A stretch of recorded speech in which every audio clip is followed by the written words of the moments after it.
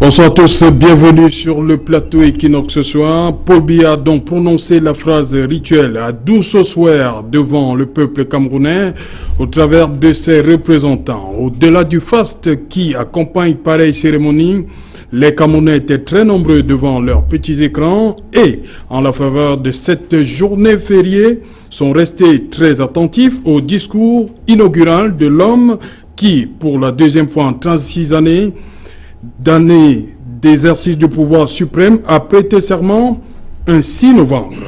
Très attendu, le coup de baguette magique pour définitivement résoudre la crise dans les régions nord-ouest et sud-ouest du Cameroun. In fine, c'est un Paul Biya qui dit s'être, je cite, attentivement penché sur les frustrations et les aspirations de la grande majorité de nos compatriotes du nord-ouest et du sud-ouest. Fin de citation. Il promet des réponses à ces préoccupations et ces aspirations dans le cadre de l'accélération du processus de décentralisation en cours. Je l'ai également cité. Mais l'on retiendra surtout l'appel de Paul Biya à la jeunesse sécessionniste du nord-ouest et du sud-ouest à déposer les armes et à retrouver le droit chemin. Présidentielle 2018, clap de fin. Retour sur le discours inaugural du président élu. C'est le fait du jour. Madame, Monsieur.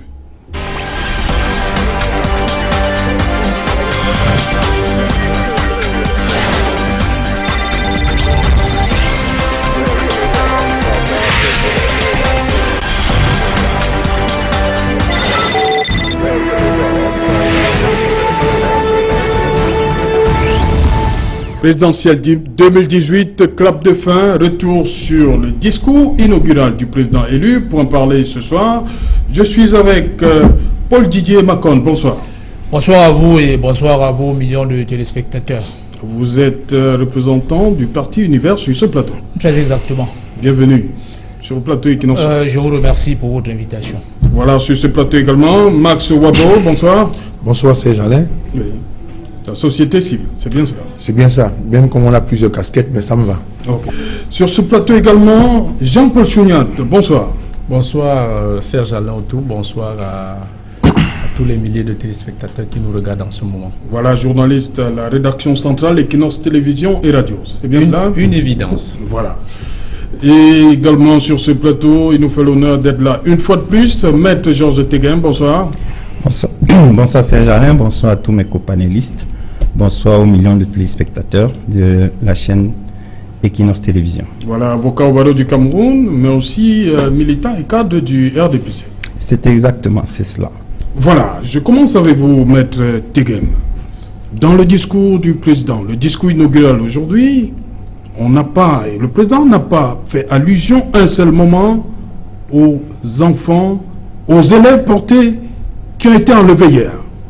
Pour vous, ça vous paraît normal? Écoutez, c'est un discours à une circonstance aussi solennelle. Il me paraît qu'il est parlé des problèmes du nord-ouest et du sud-ouest.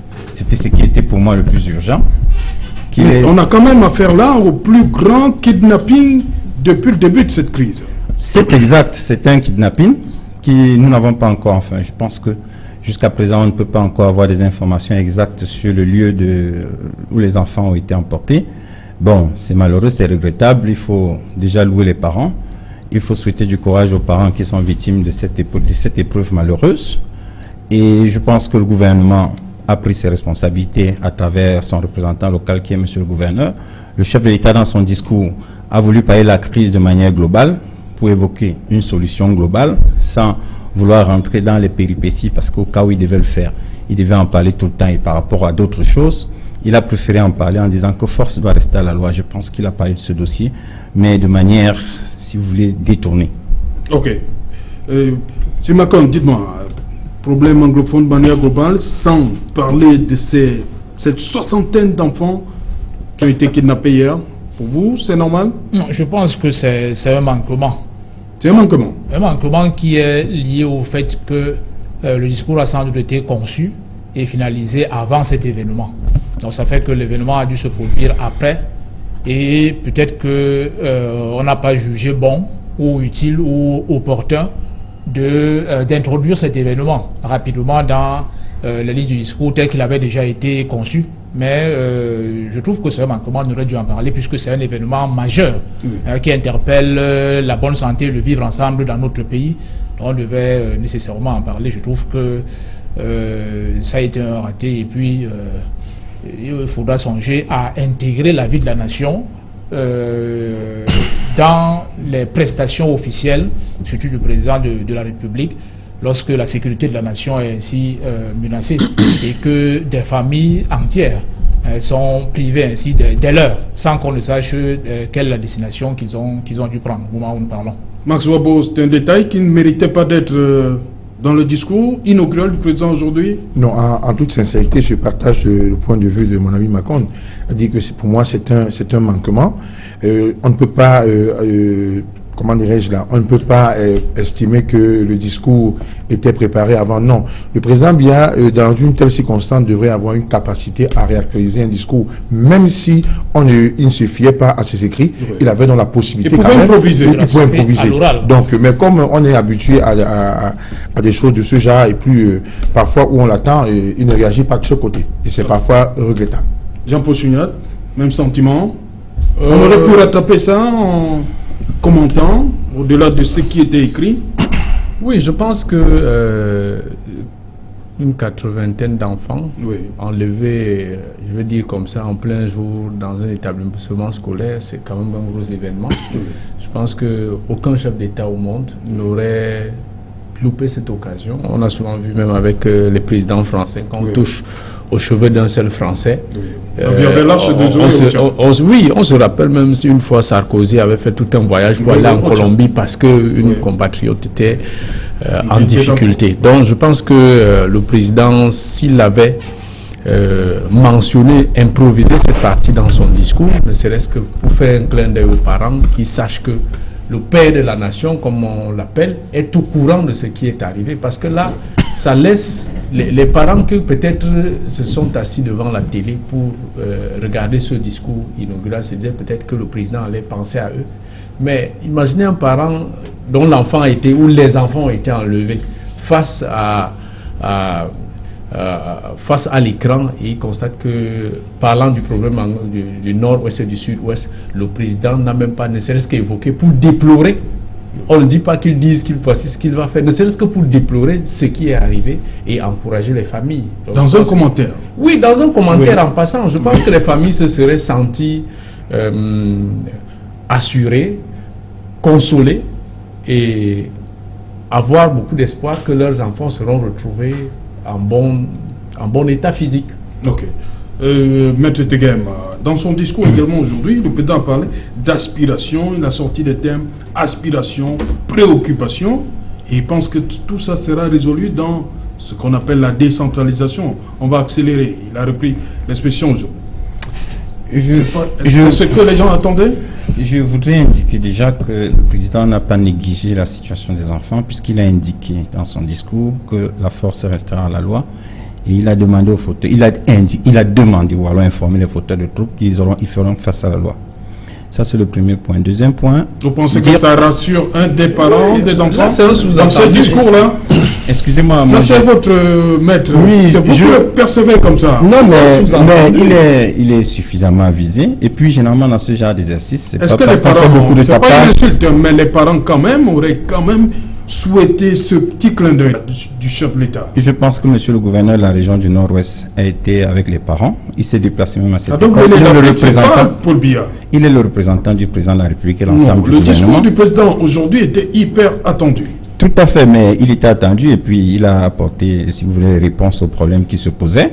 Relativement à celui-là, il a bien dit force restera à la loi. Et moi, je pense que dans ce type d'exercice, il vaut mieux ne pas beaucoup communiquer parce que ce sont des exercices dans lesquels ce que l'on fait, on ne le dit pas toujours. Moi, je me souviens du ministre des Affaires étrangères, Fabius, quand il est venu ici appeler le Moulin Fournier, il a bien dit, cette population m'a donné l'occasion de mieux vous connaître au cours des entretiens quasi quotidiens, mais toujours nocturnes, que nous avons eu au cours de nos entretiens. Ça veut dire que M. le Président de la République, contrairement à ce que vous pouvez penser, il est soucieux, il fait son travail, et comme toujours, comme une fourmi, il prend son temps et il aboutit toujours au résultat. Je souhaite que dans le cadre de cette affaire, il aboutisse au résultat, que les enfants qui sont malheureusement retenus, qu'on retrouve le lieu de leur rétention et qu'ils soient mis en liberté. Relativement maintenant à son discours sur les autres points, vous savez, on parle toujours du fédéralisme, c'est son programme, je pense qu'il est dans son programme c'était la décentralisation, et il a maintenu le cap, il dit on va accélérer la décentralisation. Je veux dire que la décentralisation, si elle traîne, ce n'est pas par le fait du chef de l'État, c'est pas le fait même des autorités locales, puisque j'ai lu des maires dans le cadre des communes et villes unies du Cameroun qui ont indiqué dans leur discours que la décentralisation, on l'accélérait et qu'on mettait la charrue avant les bœufs. Ils ont dit qu'ils n'avaient pas les compétences sur le plan local. On a dit qu'on va refaire l'école de formation des cadres locaux à Boya. Et on a également indiqué que désormais, ils bénéficieront des cadres de la fonction publique qui sont sur le terrain. Donc, ils vont leur porter une assistance. Je pense que c'est comme ça qu'on va résoudre. Au fur et à mesure, on va l'améliorer. Toute chose a un début, et quand la chose commence, ou alors quand une institution se met en place, ça prend un temps. Il faut que les gens s'adaptent, qu'on commence. C'est cela le Cameroun, c'est cela tous les pays du monde qui se sont construits sur la durée. Ok, on s'adapte. Ça va nous prendre encore beaucoup de temps, Jean-Paul Chuniat. Mais évidemment que ça va nous prendre beaucoup de temps si on s'en tient à ce que Maître avance comme propos pour expliquer le sujet ou alors parce que le problème, c'est qu'il n'a pas fixé un cap, dit par exemple pour 2019 ou 2020. C'est ce qui a un peu manqué. Oui, parce qu'on nous dit la même chose depuis la loi du 96, la loi fondamentale de 96. C'est pour ça que je dis donc... On dit les institutions vont se mettre en place progressivement. Voilà, le Conseil nous a pris 22 ans. Hein, progressivement. C'est pour ça que je dis que c'est un programme dans tous les pays, c'est comme ça que ça fonctionne. Mais je dis en même temps, le véritable problème qui se pose, c'est qu'on ne sent pas une véritable accélération dans la mise en place de ces différentes mutations. Ça va un peu timidement. Même quand vous discutez avec certains maires, pas forcément les maires issus des... Ils vous disent clairement les difficultés qu'ils ont, les boulots d'étranglement avec certaines administrations, les qui ne veulent pas lâcher du zeste.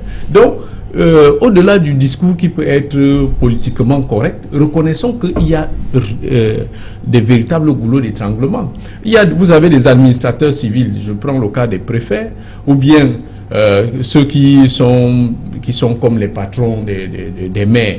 Vous avez des préfets qui ne se gênent pas parfois à bloquer des projets. Se gênent pas. Moi, j'ai assisté à des scènes où le préfet et un maire en sont venus aux échanges extrêmement violents. Et le préfet s'est énervé, il a même failli quitter la salle, on a dû le calmer. Je pense que si on dit décentralisation, il faudrait qu'on mette véritablement la pédale. Depuis 96 que toutes ces mesures ont été annoncées. Prenons 96-2018, ça fait quand même 22 ans. Donc, il faut donc prendre combien d'années pour mettre en place une décentralisation effective? C'est ça que les maires disent tous les jours. C'est pas parce que vous voyez les maires RDPC venir au meeting, crier et chanter, mais quand vous discutez en off avec eux, ils vous le disent clairement. Ils vous le disent, mais ils ne peuvent pas parler. Donc, je pense que la décentralisation, il faudrait que ça aille vite. Là, maintenant, le président a 7 ans.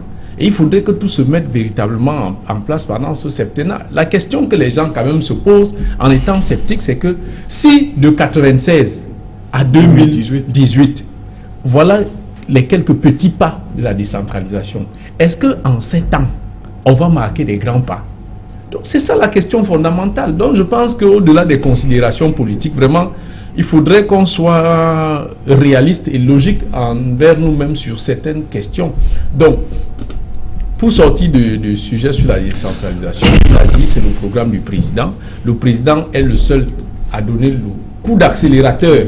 C'est lui qui... Vous ne pouvez pas être dans le véhicule. Je ne veux pas dire que le Cameroun, c'est sa voiture. Vous ne pouvez pas être dans un véhicule et le conducteur, même si ce n'est pas son véhicule, c'est lui qui décide à quelle vitesse on va. Vous n'allez pas quitter de votre siège pour aller dire ou appuyer son pied sur l'accélérateur. Donc c'est comme on connaît déjà l'homme, il a sa vitesse. On doute bien fort que pour les 7 années à venir, qu'il décide que nous étions à la vitesse 60, nous passons à 120. Ok. Pierre Vancon, face aux aspirations et aux préoccupations des populations du nord-ouest et du sud-ouest, comme il a dit lui-même dans son discours, le président oppose l'accélération du processus de décentralisation.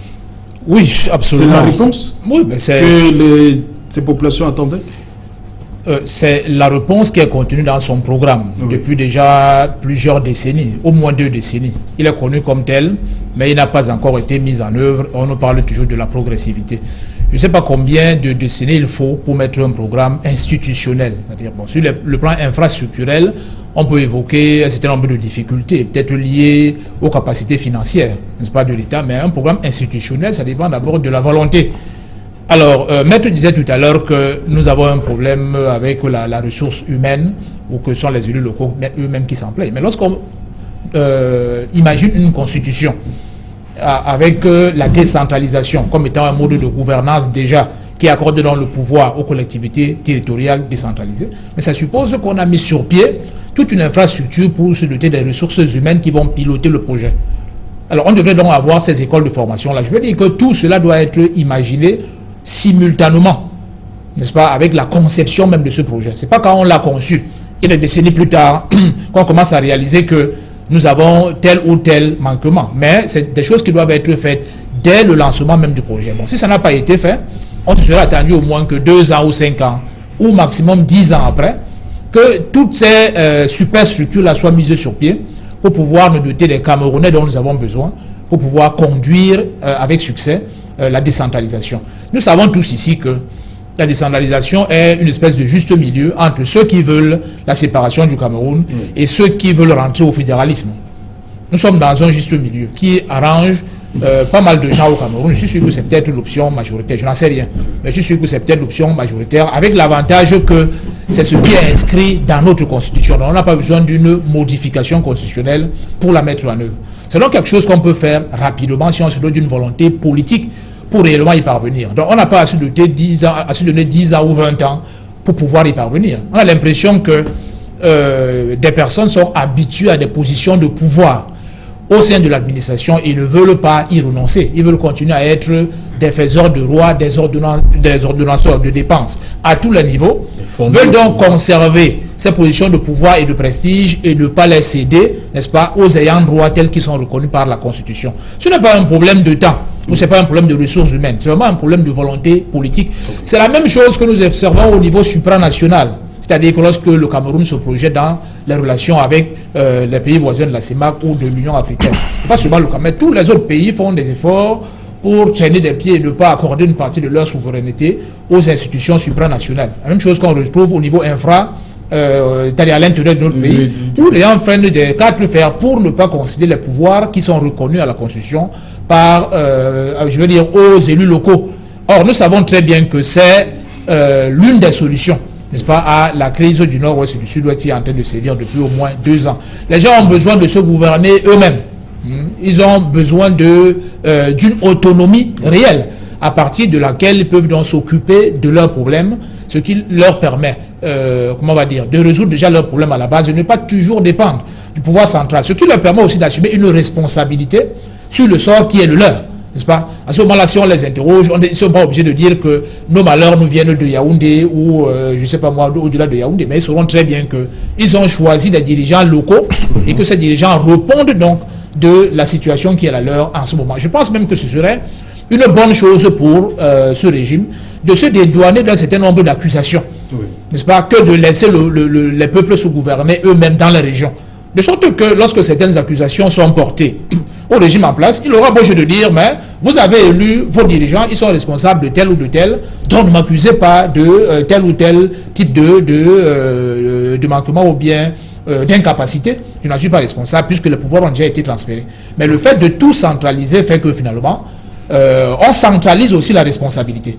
De sorte que la responsabilité politique continue à incomber à ceux qui sont à Yaoundé, exactement au pouvoir central, alors que logiquement il devait incomber plutôt au pouvoir régional et de manière plus élargie aux différentes municipalités. Max Wabo, pour vous aussi, c'est le manque de volonté politique qui freine les choses? Mais Serge, avant de répondre, je voudrais observer à Maître que je ne suis pas trop partisan, parce que quand on veut, quand le RDPC a tendance à... Quand ils ont échoué, ils ont fini d'échouer. Maintenant, il faut tenter parfois d'expliquer certaines choses. On ne peut pas chaque fois en train de dire que dans des pays à l'extérieur, voilà comment ça se passe. Non, je veux dire tout simplement que en réalité, la décentralisation profite à toutes les populations. Alors, pourquoi justement on ne veut pas décentraliser? Moi, je crois qu'il y a un ministère de la décentralisation qui est créé. Mais écoutez, vous avez vu le ministre de la décentralisation, est-ce qu'on sent même qu'il existe? Ce ministère, pour moi, n'existe pas. On a créé un ministère, on ne sait pas, on ne sait pas qu'est-ce que le ministre de la décentralisation fait dans son quotidien. Donc aujourd'hui, qu'après tant d'années, on vient nous dire que non, on va progressivement, j'ai envie de dire que on a le RDPC et son gouvernement a échoué, il n'y a plus rien à attendre là. Cette décentralisation dont le président fait allusion, je dis bien, il n'y aura pas de décentralisation. Vous avez un pouvoir central, vous avez des gens qui veulent tout concentrer au niveau de Yaoundé. Pourquoi? Parce qu'ils savent bien que dans un système, quand tout est pourri, ceux qui sont du côté de Yaoundé savent qu'ils peuvent gérer leur rétrocommission dans les affaires et faire de l'argent du contribuable tout ce qu'ils souhaitent en faire. Donc pour moi, la décentralisation avec le régime RDPC, c'est un rêve. Il n'y aura pas de décentralisation. C'est une promesse qui n'engage que le président seul. Il est pessimiste là. Oui, avant certainement que Petre ne réagisse. Je voulais quand même attirer aussi son attention sur le fait que la décentralisation, c'est pas quelque chose qu'on allait chercher sur la Lune. C'est une création, c'est une conception humaine. On voit comment ça fonctionne dans d'autres sociétés. Ne soyons pas toujours habiles à copier ce qui est mauvais chez nous. On peut copier bêtement. Moi, je dis, même le problème de la ressource humaine habilitée et qualifiée pour conduire la décentralisation, je ne vois pas qu'il y ait un problème de ressources qui se pose. À partir du moment où c'est juste des adaptations qu'il faut faire. Absolument. Je ne pense pas qu'un secrétaire général de mairie, si il y a un programme ou des séminaires pour peut-être, c'est vrai que la décentralisation c'est tout un programme, mais qu'on ne nous dise pas que la ressource humaine qu'on a à notre portée est si bête que les gens ont besoin d'aller s'asseoir dans une école, être formés sur la décentralisation de façon formelle. Je pense simplement que si on a une bonne volonté politique, le Cameroun a des intelligences et qu'on a des hommes honnêtes qui veulent réellement l'avenir du pays, qui est soucieux de l'intérêt général, la définition ou alors l'adaptation à la décentralisation ne posera pas de problème. À partir du moment où les gens travaillent dans l'intérêt du pays et que vous êtes buté, je pense que la convergence des intelligences, le fait que les élus locaux se retrouvent de temps en temps pour partager leur expérience sur les difficultés qu'ils éprouvent au quotidien, ça va se résoudre. Maintenant, admettons par exemple que le chef de l'État avait donné un véritable coup d'accélérateur à la décentralisation. Le débat même sur le fédéralisme ne se poserait pas. Parce que même les populations du Nord-Ouest auraient l'aptitude de décider au moins à 90% de leurs priorités. À ce moment, le pouvoir central serait comme un super gendarme parce que vous n'allez pas demander à l'État de décentraliser les forces de défense, de tout abandonner. Donc, chaque fois qu'il y a un problème qui se pose, si c'est un problème d'éthique, un problème de détournement, on ne va pas jusqu'à décentraliser la justice.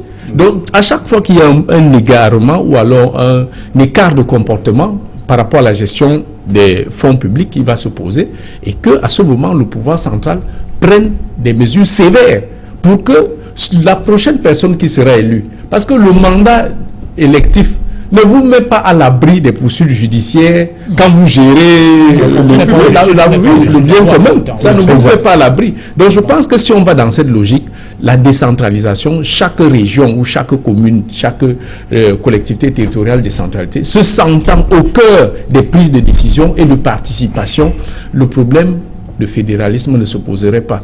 Ici chez nous, je pense qu'il faut éduquer la population.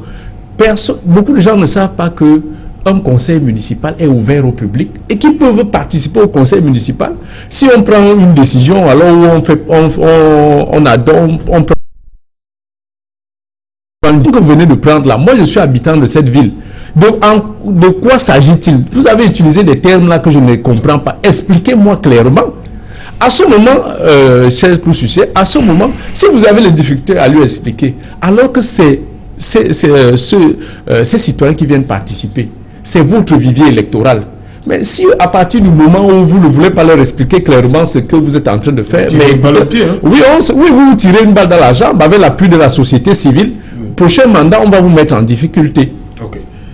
Maître Tegem, Max Wabo semblait hyper optimiste. Hein. Ah, vous savez... Que pour lui, la décentralisation... Vous savez, là, de gouverner n'est pas aisé. Je sais une chose, c'est que quand les gens ne sont pas au gouvernement ou alors quand ils ne connaissent pas la réalité des problèmes, c'est toujours très facile d'opiner.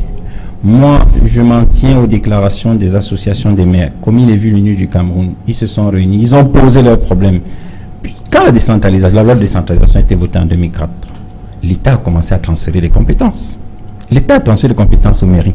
Simplement, on a arrêté parce qu'à un moment, les maires se sont plaints auprès du pouvoir central en indiquant que non, vous nous envoyez les compétences, même si vous nous transférez les ressources, nous n'avons pas les ressources humaines pour pouvoir implémenter sur le terrain ce que vous voulez. Combien de temps il faut pour avoir les ressources humaines? Depuis 2004, il faut combien de temps? C'est quand même extraordinaire. Vous avez tout dit là tout à l'heure, je ne vous ai pas répondu. Je ne sais pas pourquoi vous m'interrompez. Excusez-moi. C'est juste de relance.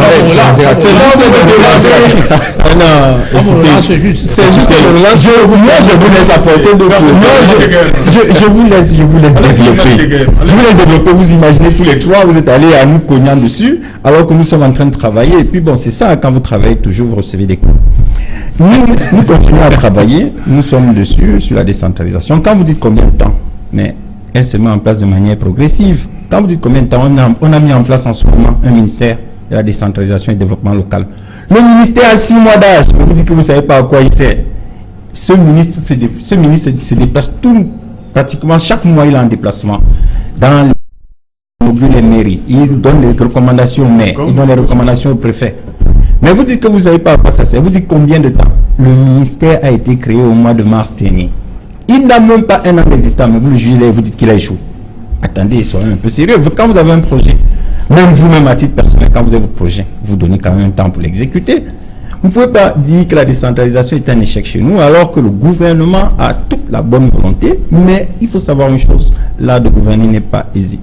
Gouverner, c'est pas aussi facile que vous pouvez le penser. Si c'était si facile, on le ferait. Lorsque vous dites que, et il a même éventuellement, enfin, il a même chuté sur ce point en disant que les citoyens doivent participer au conseil municipal. Écoutez, pourquoi là, ils envoient des délégués? Si les gens sont élus, c'est parce qu'ils représentent les citoyens, ils vont là-bas, ils prennent des décisions et les citoyens doivent assumer. Encore que il n'y a pas de mandat impératif, c'est un mandat représentatif. Okay. Donc je ne comprends pas pourquoi vous estimez que la décentralisation a échoué, qu'on n'a pas envie de la mettre en place, surtout que on a même déjà transféré plusieurs compétences. On est même déjà en train d'évoluer dans le cadre des fonds alloués en passant au mécanisme de dotation, qui est un régime particulier. Mais vous trouvez toujours que c'est insuffisant. En tout cas, nous avons la chance, nous avons un président de la République qui a l'expérience. Et nous allons tirer profit de son expérience parce qu'il sait que en toute chose, il faut prendre la mesure, il faut prendre du temps. Et c'est comme ça qu'il travaille depuis. Nous sommes habitués à cela. On sait qu'il travaille dans son temps. Et, excusez-moi, il vous est pas interrompu. Allez-y. Il y a quelques jours, il y a eu une élection. Cette élection, il a réitéré qu'il va poursuivre la décentralisation. Les Camerounais lui ont donné un mandat. Nous préférons aller à pas cadencé, à pas choisi, et non à grands pas sans voir où on va. Et vous devez encore supporter de nous voir parce que nous sommes encore là pour 7 ans. Ok, Jean-Paul Chouinard, il y a un autre aspect du discours. Vous avez suivi la sortie de Monseigneur Cléda, c'est bien cela? Oui, c'est exact. Le président dit ceci, le nombre de compatriotes du Nord-Ouest et du Sud-Ouest, beaucoup de compatriotes, nombre de compatriotes du Nord-Ouest et du Sud-Ouest n'ont pas pu exercer leur droit de vote du fait des menaces sécessionnistes qui continuent de ce côté. Il donne raison, Monseigneur Cléda? Bon. Comment comprendre donc la sortie, quelques jours après, de Monseigneur Jean-Baptiste? Même si... Même le président reconnaît qu'il y a une partie du Nord-Ouest et du Sud-Ouest qui n'a pas participé au vote. Oui, donc c'était une évidence, puisque même le Sud-Ouest et le Nord-Ouest, excusez-moi, qui est une base électorale du SDF, oui, on a suivi le contentieux post-électoral, comment les avocats du SDF, le candidat du SDF à cette présidentielle, ils ont démontré. Donc, on ne peut pas nous laisser croire que tout ce qui a été démontré là-bas, tout ça, c'était de la fabulation.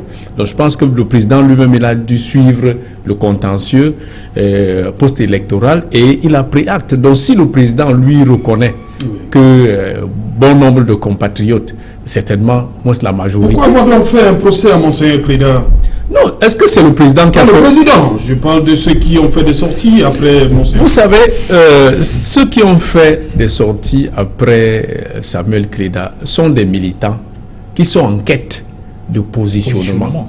Donc, c'est normal que... Dans l'église? Bon, peut-être pas dans l'église. Je ne peux pas...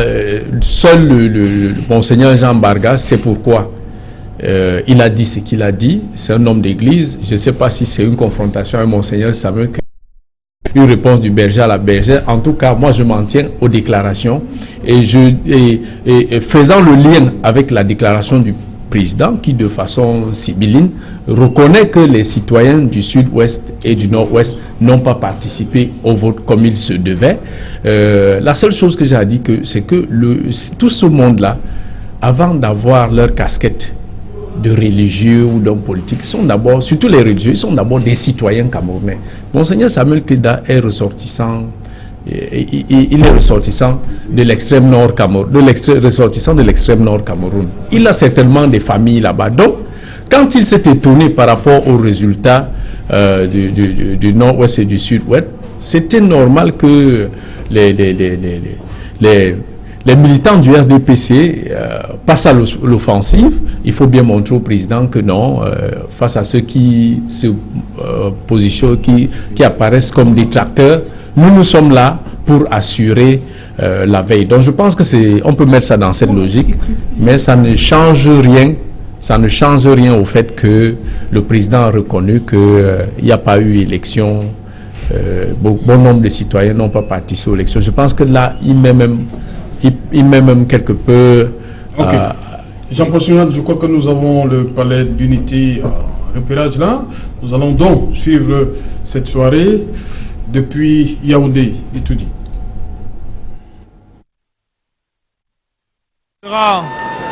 Celle pour chacun to catch a glimpse, de tout faire pour serrer la main to even jump au and président touch de la République. Je crois que nous avons tout à côté un Camerounais ordinaire qui va peut-être se présenter et nous dire ce que ça représente pour lui d'être à quelques mètres seulement du président de la République. Mais je m'appelle M. Younous Amadou, je suis un militant du RDPC à Yaoundé 2 et un sentiment de satisfaction et de joie parce qu'aujourd'hui, lorsque vous êtes à côté d'un pouvoir comme celui-là, on a la fierté de l'être parce qu'aujourd'hui, le président Paul Biya est un exemple parmi tant d'autres en Afrique. Il est question aujourd'hui pour nous de montrer l'exemple du vivre ensemble. Parce que si je prends mon cas aujourd'hui, je connais que la briqueterie dans laquelle je m'exprime normalement au sein de ce milieu, mes parents ils sont y habités et aujourd'hui nous habitons, nous sommes là, nous avons été intégrés de manière forte dans cette communauté de Yaoundé dans l'Ofundi. Il est question aujourd'hui de remercier le vivre ensemble à travers son excellence Paul Biya. Merci. Le président de la République en parfaite communion avec ses compatriotes. shaking hands along the aisle as he moves Et on imagine around. le bonheur These pour people were there. ceux qui ont le privilège déjà de lui serrer la main, le président de la République qui se permet d'ailleurs d'adresser A few words des of, propos aimables à kind words. quelques-uns. Évidemment, pour la sécurité, c'est un exercice particulièrement ardu. Alors Yves-Marc, je voulais dire, c'était un peu une cerise sur le gâteau, le chemin, la journée fériée est chemin aujourd'hui. Ah, tout à fait, tout à fait.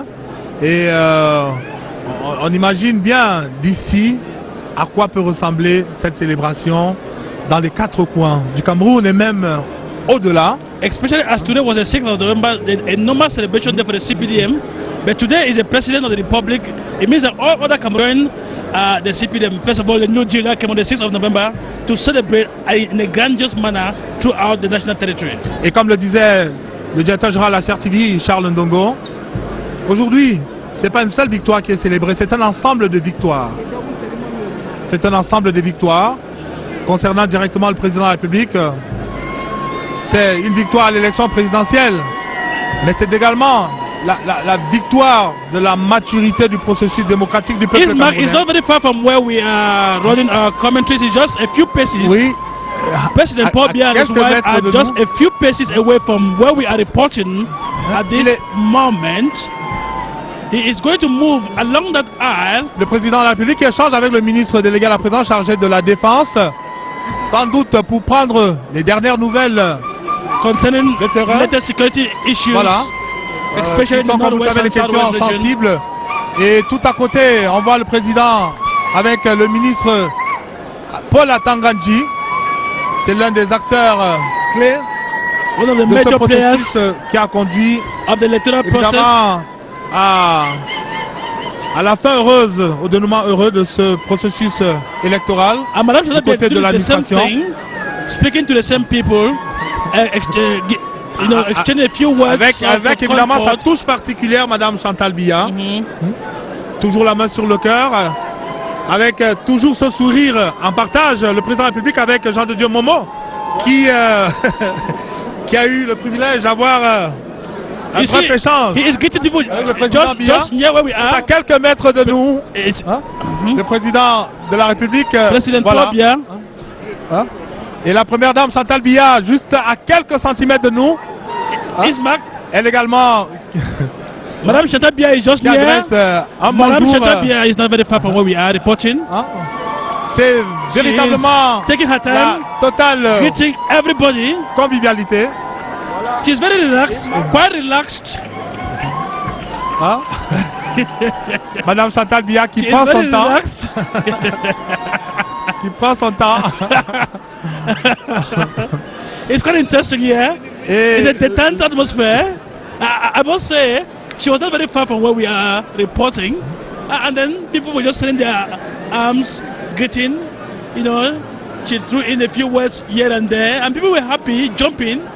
The old, the young, la men, première dame just et le like président de la women. République qui vont chercher très loin des bras. On voit Gargaman Adi qui serre la main à la première dame Chantal Biya. Eh bien, c'est une ambiance véritablement de fête ici. Une fête qui se reflète également dans les couleurs. On a vu le palais de l'unité joliment décoré, avec des jets d'eau qui s'élèvent indéfiniment vers le ciel, avec des fleurs un peu partout, et le tapis rouge qui est réservé à chacun des convives du couple présidentiel camerounais, qui est donc à l'initiative de cette soirée. L'ambiance est tellement chaude que la compagnie musique de la garde présidentielle a dû quelque peu baisser la garde, on va dire, pour permettre à chacun de vivre ces instants de façon plus directe. In a more convivial, direct manner, direct communion between the presidential couple and the population. And you know, Madame Chantal Biya has a special feminine, motherly touch that gives it the color, you know, it gives it the subtleness, the soft touch, and the feminine touch that makes the entire difference. Et cette communion que nous vivons ce soir est à l'image de celle que nous avons vécue tout au long de la matinée. J'avoue que le président Biya a gardé intacte sa capacité à lever les foules. Jamais, au grand jamais, nous n'avons vu une telle affluence au passage d'un cortège présidentiel. Ce que nous avons vu aujourd'hui, cette fin de matinée, au départ du Palais de l'Unité comme au départ de l'Assemblée nationale, était tout simplement inédit. Le président de la République, qui s'est d'ailleurs permis, chose rare, de nous offrir en bonus une randonnée le long des artères de la capitale à travers une voiture décapotable. Ça faisait bien longtemps qu'on n'avait pas vu le président de la République ainsi. They have moved to Qui est the overflowing sorti garden. maintenant à l'extérieur de cette enceinte pour communier maintenant avec les convives qui se trouvent à l'extérieur et qui, vous imaginez bien, sont bien plus nombreux encore. Alors, à cette célébration ont été conviés à la fois des compatriotes, mais également des amis du Cameroun. La famille diplomatique, tout à l'heure, nous avons vu encore l'ambassadeur des États-Unis au Cameroun, Henry Peter Barlerin, qui est donc qui fait partie des convives présents à cette soirée et n'est pas le seul. On a vu d'autres représentants des États amis, Madame Chantal Biya qui interpelle, on va dire gentiment, son mari pour lui permettre de serrer la main à quelques personnes. J'ai pu voir un artiste, Ama Pierrot, à quelques personnes qui tenaient à tout prix à serrer la main au président de la République. Je crois que c'est un mot dont on ne devrait pas se priver. It is a brother's mark. You see, Madame Chantal Biya frantically urging her husband to shake the hands of an artist. It shows you the importance that the couple is attaching to artists. And Kebe, this is your moment. Yes, Ashunyanti, you see a president full of energy, communing with the population. Everybody is happy. The atmosphere here is very relaxed. Indeed, Cameroonians should be proud to have a president like Paul Biya, one who is out for the welfare, the well-being of Cameroonians, and also a first lady who has been assisting the husband to ensure the promotion of youth and women. President Paul Biya said it in his inaugural speech that he will do everything to ensure the progress of women and children. Indeed, Joseph Lemangogba, I will say the president is a unique president in the continent, a man of wisdom who knows the value of women, who acknowledges what women have been doing, especially in the informal sector, to contribute to the economic progress of our country. How else can we be grateful to a man like Paul Biya? Thank you, Mr. President. Thank you, Madame Chantal Biya. Joseph Lemangogba. Merci Enanga Kebi, le chef de l'État, certainement d'un moment à l'autre prendre congé de la salle des banquets du Palais de l'Unité, mais le bain de foule se poursuit ici. Communion, preuve d'une symbiose parfaite entre le chef de l'État et son peuple. On a également vu cette communion dans la journée au Palais de l'Assemblée nationale. Aussi et surtout tout le long de l'itinéraire du Palais des Verts de Ngouakele au Palais de l'Unité. Je crois que c'était une masse humaine qu'on a rarement vue ici dans la capitale. Le chef de l'État, debout dans sa voiture décapotable, a répondu à toutes ces ovations. Il était en compagnie de la première dame camerounaise, Madame Chantal Biya, son soutien indéfectible.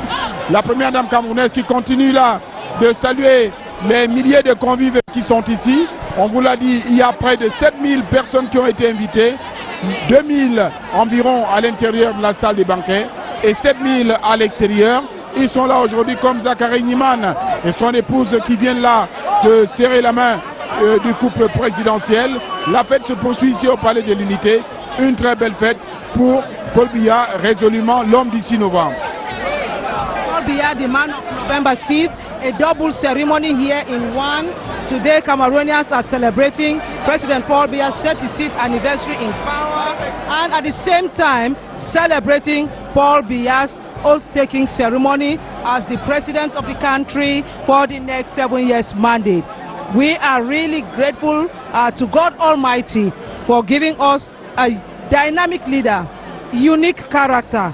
At his age, 85, Paul Biya is still strong and kicking, ready to take the country further to emergence. How else can we say we are grateful? But only to put hands on deck and work with President Paul Biya for the good of our nation. He spoke lengthily about the Anglophone regions, the Northwest and the Southwest regions, and Paul Biya is calling on all of us to consolidate peace, unity. Without peace, we cannot progress. Without peace, there can be no sustainable development. So we need it. We need that peace. We need that progress. We need that unity. Cameroon is one and indivisible. Paul Biya is ready to listen to the problems of the people of the Northwest and Southwest region. And he said it, he's very sensitive to that. So let us all accept that our unity in diversity is our strength. L'unité dans la diversité également perceptible ici au Palais de l'Unité. Les convives qui sont ici sont venus de toutes les régions du Cameroun, du nord, du sud, de l'est à l'ouest, du nord-ouest, du sud-ouest. Ils sont tous là pour communier avec le chef de l'État qui prêtait donc serment aujourd'hui pour un nouveau mandat de 7 ans à la tête du Cameroun. Une joie particulière se lit sur les visages. Vous voyez ces femmes à qui le président a fait une fleur lors de son discours en disant qu'il va beaucoup plus que par le passé accorder une place aux jeunes mais aussi aux femmes. Je crois que le chef d'État l'a démontré tout au long de son magistère qu'il est à côté des jeunes et à côté également des femmes.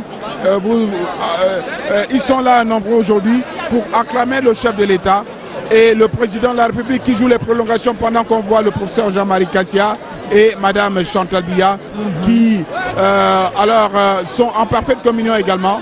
C'est une grande fête ici au Palais de l'Unité. Yes, remember yesterday Madame Chantal Biya was at Crasset to visit those babies born of women of advanced ages. That was something very, very symbolic. Alors un exploit de faire accoucher une dame de 62 ans. C'est une première en Afrique et je crois que c'est un exploit que nous devons au Crasser. Le Crasser dont l'initiative porte la marque inventive de la première dame camerounaise, Madame Chantal Biya, avec bien entendu le soutien de son époux. Yes, we are all grateful. We are all enjoying the feast here at the Unity Palace. Yves Marc Medjo. Alors, d'autres parleraient d'un véritable standing ovation. A standing ovation. Ainsi réservé au couple présidentiel camerounais. But they deserve standing it. ovation, well deserved, I think. They deserve it. They deserve it. They deserve it plenty. It is just a manifestation, an overflow of the emotions that Cameroonians have. Seeing their president, hale and hearty, strong, taking the country ahead, and the only man who has that capacity to give direction to this fatherland. Et sans doute que ceux qui ont souvent prétendu que le président serait distant, vu le président Biya qui communie depuis maintenant une bonne vingtaine de minutes, le président de la République, parfaite communion, en parfaite immersion avec le peuple camerounais, représenté ici dans ses différentes composantes, dans ce moment de grande allégresse, une joie et une allégresse que les amis du Cameroun ont voulu partager avec nous, d'où la présence, comme vous venez de le voir en image, du représentant du corps diplomatique accrédité à Yaoundé, la présence de ces hauts diplomates, de ces ambassadeurs qui a valeur de reconnaissance formelle de Paul Biya par leurs États, de Paul Biya comme président de la République du Cameroun. First of all, they are accredited to him, and he has to give an agreement before they are accredited. So before they come, Cameroon has given its consent, and they are coming in full knowledge that they respect. Et vous imaginez le bonheur de cette dame qui échange avec la première dame, qui a la possibilité de lui parler, de lui dire ce qu'elle a dans le cœur, de lui faire partager sa joie. Hein? C'est Madame le maire de... Voilà. Fampou. Madame... Fampou. That's Madame Fampou. Qui... Denise Fampou. Denise Fampou qui était au chaudron de Douala dans le cadre de cette élection présidentielle. Et on comprend naturellement le bonheur qu'elle peut avoir de constater que au lendemain de cette élection, Douala est calme. au même titre que l'ensemble des localités du Cameroun. Le président de la République qui s'est avancé, mais qui devra, comme d'habitude, attendre encore un peu. A last handshake. La première dame, Chantal Biya, qui, elle, continue de communier avec le peuple.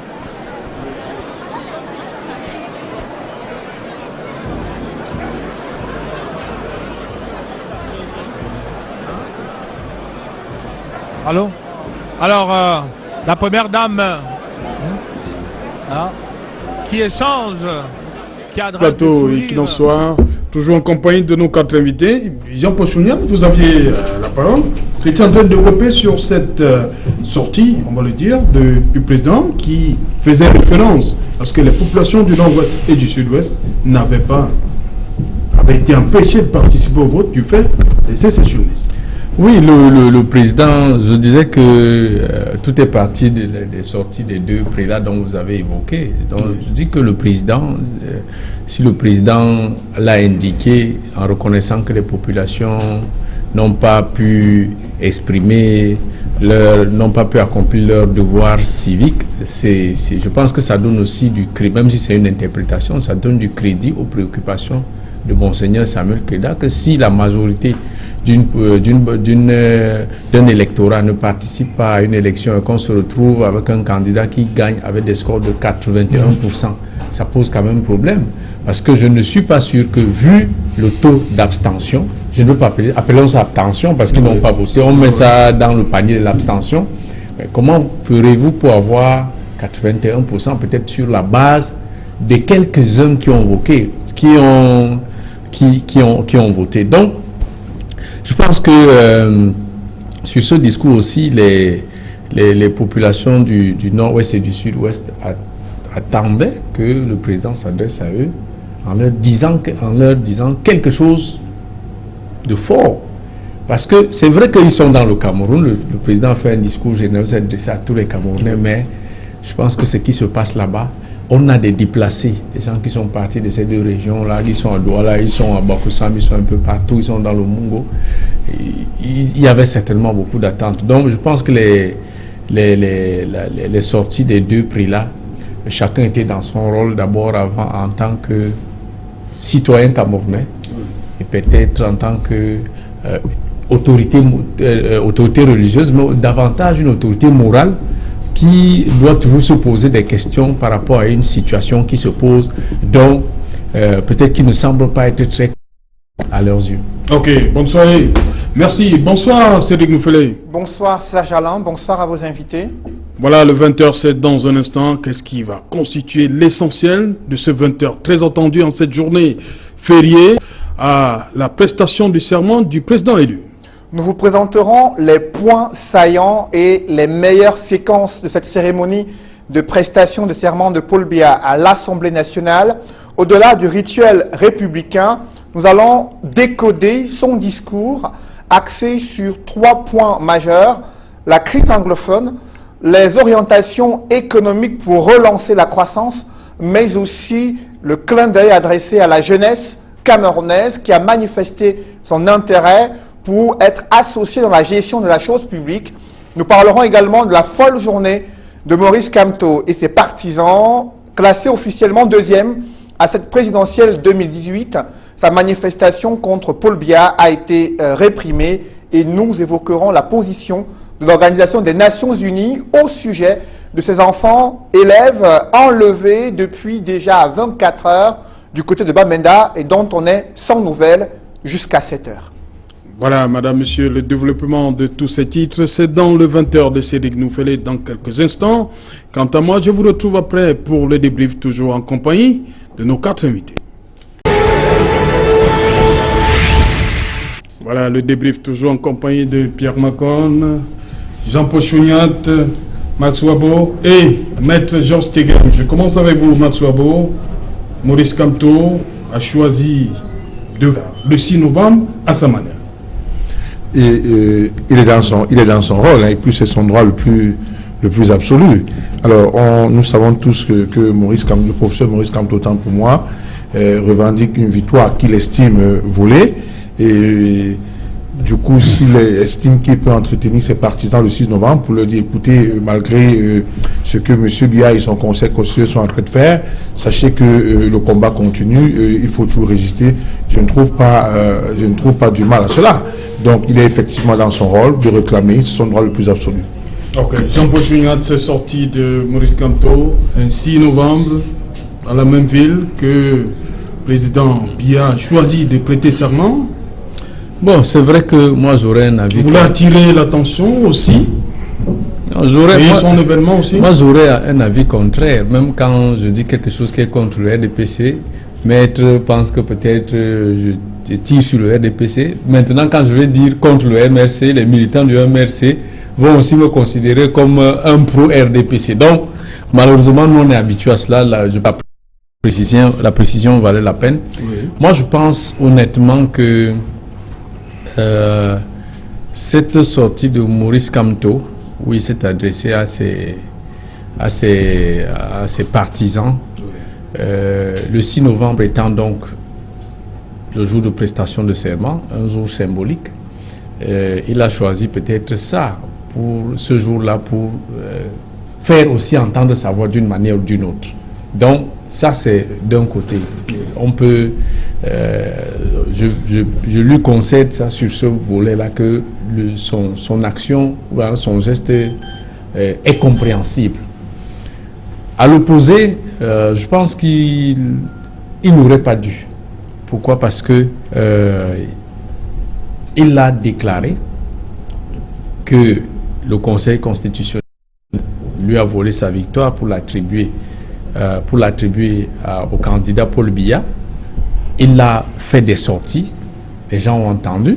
J'ai même suivi qu'il allait saisir des instances internationales, c'est-à-dire pour qu'on lui rende justice.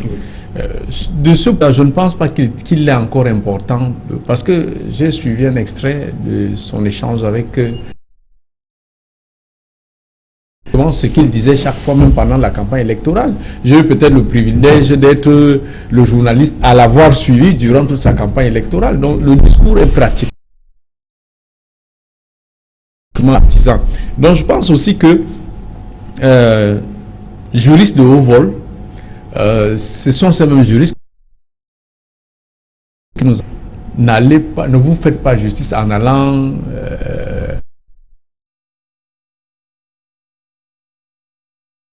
il a saisi, c'est vrai qu'après le Conseil constitutionnel a dit que c'est sans recours, les recours sont épuisés, il n'y a plus d'autres voies de recours, mais il a choisi d'aller à l'international. À l'international, il n'y va pas pour du folklore ou bien pour une simple formalité, c'est parce qu'il sait qu'en saisissant ces juridictions internationales, ces organisations internationales, on peut faire entendre sa voix, parce que surtout qu'il exige le recomptage des voix. Donc je pense qu'en restant concentré sur l'essentiel de ce qui va lui ramener sa victoire, ce serait le plus important que d'aller dans la rue où j'ai envie de contraindre à aller rester à son domicile et tout ça. Moi je pense que ça n'a pas changé le cours des événements de cette journée. Même si on l'avait laissé sans que les forces du maintien de l'ordre n'aillent l'intercepter. En quoi ça aurait dérangé la prestation de serment ait lieu? Non. Mais non, je finis, mais je sais comment vous... On n'avait pas aussi besoin d'aller l'interrompre, d'aller...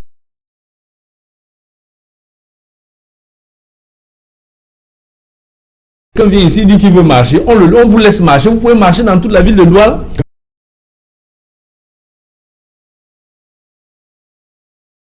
Plus laisser, il s'adresse à ses partisans. Vous comprenez? Ce n'est pas parce que vous avez saisi les organisations internationales que vous ne pouvez pas rassurer. Vous pouvez les rassurer. En quoi?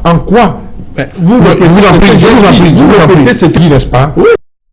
C'est un pays où les gens pensent qu'il faut intimider les autres. On est dans un pays où on veut régner par la brimade. Je dis encore de manière formelle. Je ne vois pas en quoi Maurice Kamto gênait le RDPC et Biya de prêter serment. Ils étaient libres de le faire. Venir le faire. Risque de trouble alors? Zéro. Okay. Les gens se trouvaient à du côté de Ngouekele. Et je crois que vraiment, quand on regarde tous ceux qui étaient là, il n'y avait pas une foule aussi. Il m'a simplement dit, c'est la même pour chuter. Je voudrais tout simplement dire, il faudrait qu'à un moment donné qu'on sache. Peut-être M. Biya lui-même n'a même pas envoyé les gens le faire. Mais on a ici une bande de Camerounais zélés, on a une bande de Camerounais qui aiment faire le faire. Si quelqu'un est en train de marcher là, il faut le porter pour montrer au chef que non, on travaille pour vous. Ça, c'est de la cacophonie. Il faut à un moment donné que le pouvoir central et que ceux qui croient rouler pour le RDPC, qu'il faut à un moment donné qu'ils sachent que s'ils continuent dans cette voie, ils vont trouver maintenant du répondant en face. Oui. Oui. Une minute. Attendez, M. Dimaco. Lui de Maurice Kamto aujourd'hui est venu un tout petit peu gâcher votre fête. Enfin, je ne sais pas, pour moi, c'est une sortie qui est manifestement illégale. Parce qu'au Cameroun, les réunions sur la voie publique sont interdites, sauf autorisation spéciale. Si c'est une réunion, s'il n'a pas l'autorisation spéciale, la réunion est interdite, c'est la loi. La loi, elle est dure, mais c'est la loi. Et c'est la rigueur de la loi. Dessus, si c'était une manifestation sur la voie publique, il y avait d'abord la déclaration préalable. Des préalables, c'est la loi, elle est dure, mais c'est la loi. Je comprends M. Mars Wabo, il s'emporte, parce qu'il pense que la République, M. Wabo, les libertés s'exercent dans le cadre institutionnel et dans le cadre légal. Vous ne pouvez pas, on a toujours dit, le juriste en première année le sait, hein, qu'en réalité, c'est la liberté qui opprime, la loi libère. C'est la loi qui fixe le cadre. M. Kamto, le professeur Maurice Kamto, agrégé de droit public et de sciences politiques, il n'ignore pas que la loi au Cameroun interdit les réunions sur la voie publique. Les réunions sur la voie publique sont interdites, sauf autorisation spéciale. Les manifestations sur la voie publique, il faut faire la déclaration préalable. Je vais finir, M. Wabo. Vous semblez très excité. Non, je ne vous empêche pas, allez-y. Les manifestations sur la voie publique, quant à elles, sont soumises à l'obligation de déclaration préalable. Si vous faites la déclaration, l'autorité l'interdit. On considère, la loi camerounaise considère qu'il s'agit d'une voie de fait, puisque la loi camerounaise dit que cette décision d'interdiction est soumise à la compétence du juge judiciaire. Lorsqu'une décision d'une autorité administrative est soumise à la compétence du juge judiciaire, comme c'est le cas, en ce qui concerne l'interdiction des manifestations sur la voie publique, cela signifie qu'on estime que l'autorité a porté atteinte à un droit. Ok. Paul Didier Macon, votre champion, on l'a vu, ni au palais, ni sur la voie publique. Où était Gabriel Libi aujourd'hui? De toutes les façons, il a choisi de ne pas être là parce que vous savez sa position sur ces élections. Il considère qu'elles ont été mal organisées et qu'à partir de ce moment, celui qui est proclamé, du moins les résultats qui sont proclamés ne reflètent pas la réalité des urnes, c'est très clair. Oui. Et à partir de ce moment, il doit être cohérent pour ne pas assister à ce qu'il considère comme une forfaiture. Bien, donc où était Gabriel Libi aujourd'hui? C'est vous, le journaliste, j'ai envie de vous poser la même question. C'est vous qui êtes censé avoir toutes les informations. Il était dans la République. Peut-être que c'est vous qui êtes mieux renseigné que moi en tant que journaliste. Mais j'aimerais poser le problème de fond de nos élections au Cameroun et de ce qui s'observe là comme étant l'effet d'une cause qui est plus lointaine. Ce que le professeur Maurice Kamto fait aujourd'hui avec ses partisans est l'effet de quelque chose qui a été tissé en amont. Savoir que nous n'avons pas un processus électoral transparent et consensuel. C'est de ça qu'il s'agit. Nous devons arriver à un stade où nous organisons des élections qui peuvent être approuvées par tous les participants, de sorte que les gagnants au soir de l'élection. C'est quelque chose de parfaitement possible. Le problème au Cameroun, c'est qu'on a organisé l'opacité pour pouvoir tricher et proclamer des résultats qui ne reflètent donc pas le résultat des urnes. D'où la contestation multiple que nous observons là. C'est pas parce que les gens n'aiment pas l'ordre public ou bien des fossoyeurs du désordre qu'ils viennent faire ce qu'ils ont à faire. Mais c'est simplement parce que nous avons un processus électoral qui n'est pas consensuel et qui n'est pas transparent. Nous parlions tout à l'heure de décentralisation. Je dis simplement pour l'organisation des élections, il peut aussi y avoir une petite espèce de décentralisation. Qu'est-ce qui empêche aux antennes de les publier au niveau des communes? Je parle déjà de la révision du code électoral. Parce qu'il faut que les élections peuvent à partir de ce moment, parce qu'il faudra le réviser, peuvent à partir de ce moment aller lire les résultats qui sont affichés au niveau. Ce qui permet donc de faire une somme des résultats au niveau des communes et d'avoir donc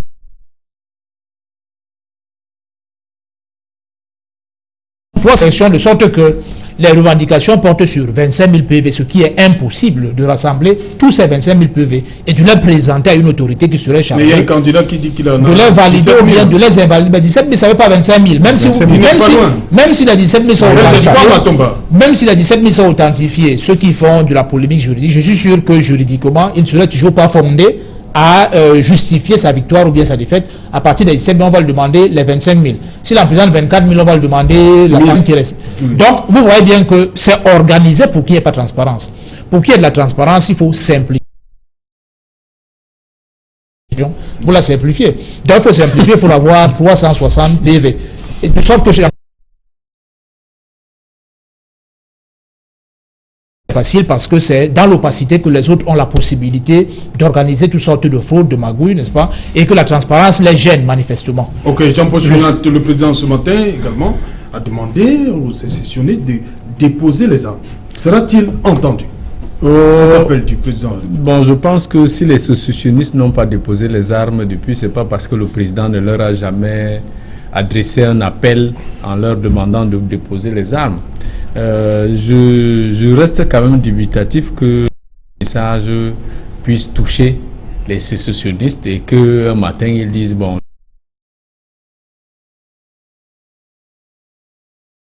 Sortir du palais de verre de Ngoïkele.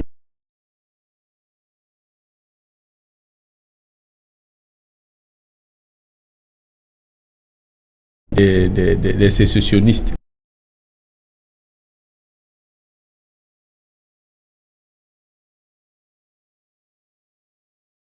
Où les ordres, où les actions, les stratégies, toutes les stratégies de déstabilisation, les actions menées partent. Donc par là, il y a quelques-uns qui sont convaincus que vraiment je veux faire tuer et décider de déposer les armes. Dans les conflits, quand on dit que les belligérants ont déposé les armes, c'est que les différents chefs d'unité, je vais appeler ça comme ça, on a vu par exemple en Colombie comment les FARC ont décidé de déposer. Donc, mais maintenant, si c'est sur des poches de résistance, tel groupe décide que nous déposons les armes, qu'on compte arriver à la fin du dépôt des que ça dure plus que le septennat. Donc en réalité, en toute sincérité, quelle crédibilité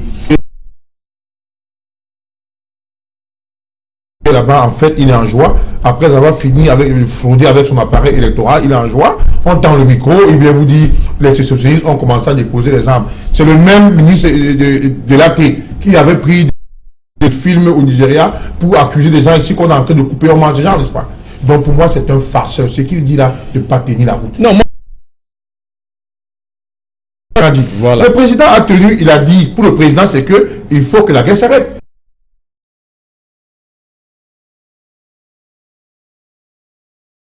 Sa télé s'en tenir aux déclarations d'Atangadi, j'ai dit, ce n'est pas un homme crédible.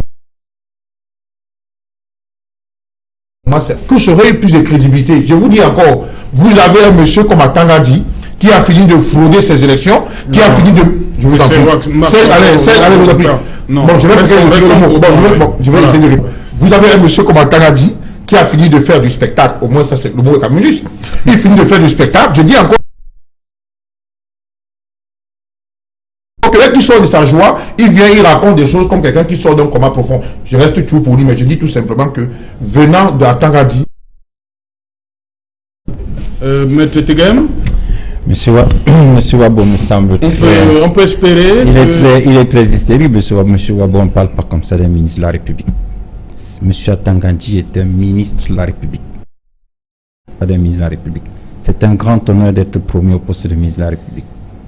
Monsieur Wabo, vous ne serez jamais républicain si vous ne respectez pas les institutions de la République. Monsieur Atangadi est ministre de la République. J'insiste dessus, il faudrait que vous le sachiez. Il faut que vous jugez mes propos, vous êtes peut-être libre, ok? Mais c'est certes un ministre de la République, il faudrait également que le ministre, quand il tient un langage, il doit aussi tenir un langage républicain. Monsieur Je vous en prie, s'il tient un langage de nature à frustrer des gens, mais acceptez également. Monsieur je vous en prie. Monsieur Wabo, c'est moi. Non, laissez-moi la parole. Non, attendez, vous m'avez versé, n'est-ce pas? Vous êtes en train de... Vous m'avez inversé, à ce que je sache. S'il tient un langage républicain, il aura également une réponse républicaine. Mais si il faut marquer les autres, il aura effectivement également une réponse envers lui. Pourquoi? Monsieur Wabo. Vous êtes sûr que si on sort tous les discours d'Atangandi, il a été toujours courtois envers les gens? Monsieur Wabo, vous êtes le symbole même de... Non, ne me jugez pas surtout, je vous en prie. Vous êtes le symbole... Non, ne me jugez pas surtout, je dis encore, ne me jugez pas. Vous avoir un titre de démocrate. Vous ne parvenez même pas, monsieur Wabo, à me laisser parler. Vous m'empêchez de parler et vous faites la leçon. Non, pardon. C'est vous qui avez commencé la leçon et c'est interactif. Je dis tout simplement, est-ce que vous avez la certitude que le ministre Atangandi a toujours été courtois envers les gens? Je dis, si non, vous... ne faites pas de procès du ministre Atangandi, je vous en prie. Monsieur Wabo. J'arrête. Mais allez-y. Merci. Allez-y. J'espère qu'enfin... J'espère qu'enfin vous allez me laisser parler. Allez-y. Vous êtes le symbole même de ce que ce pays ne doit pas avoir à titre de démocrate. Quand on vous répond, ça vous heurte. Vous vociférez plus que tout le monde, alors que vous condamnez un ministre de la position qui est celle d'un membre du gouvernement. Monsieur Wabo, lorsqu'un ministre de l'administration territoriale dit que les gens sont déposés les armes, c'est il y a quelques minutes, et vous n'en savez strictement rien parce qu'il est membre du gouvernement, il a les représentants sur le terrain. Lorsque vous venez sur un plateau de télévision, vous qualifiez un ministre de fraudeur aux élections. C'est très très grave et c'est une accusation qu'il faut absolument retirer si vous voulez être républicain. Monsieur Wabo, on ne parle pas comme ça d'un membre du gouvernement et on ne fait pas la leçon quand soi-même on ne s'applique pas les principes de démocratie. Je vous entends parler depuis, vous empêchez. Monsieur Wabo, vous n'avez pas toujours raison. Maître, je dis, répondez à la question. Merci. Merci. Merci. Bon. Pour en arriver au terme, je voudrais placer juste un mot au sujet du bilan économique, n'est-ce pas, du dernier septennat du président de la République, qui a... Non, on va faire toute une émission. On va faire toute une émission. On a choisi quelques axes. On ne pouvait pas tout embrasser aujourd'hui. Oui. C'est compris. Bon, ok, mais je voulais d'abord dire juste un petit mot. C'est que, bon, il faut reconnaître que ça va extrêmement mal. Au moment où nous sortions du dernier septennat, 123 000 salariés au Cameroun, sur au moins 11 millions possibles. Au sortir de ce septennat, nous n'avons toujours pas atteint 600 000 salariés, dont 320 000 du public, si j'exclus les fonctionnaires fictifs. Le reste pour la somme des entreprises.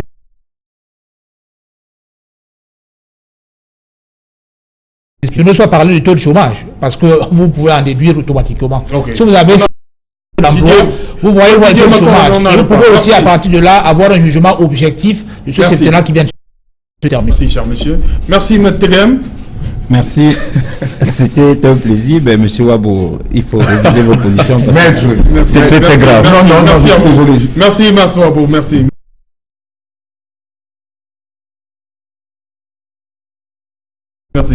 Merci. Merci à vous. Merci pour votre invitation. Voilà, madame, monsieur, c'est ici que prend fin Equinox Soir, rediffusion 23h GMT. Il sera minuit à Baham.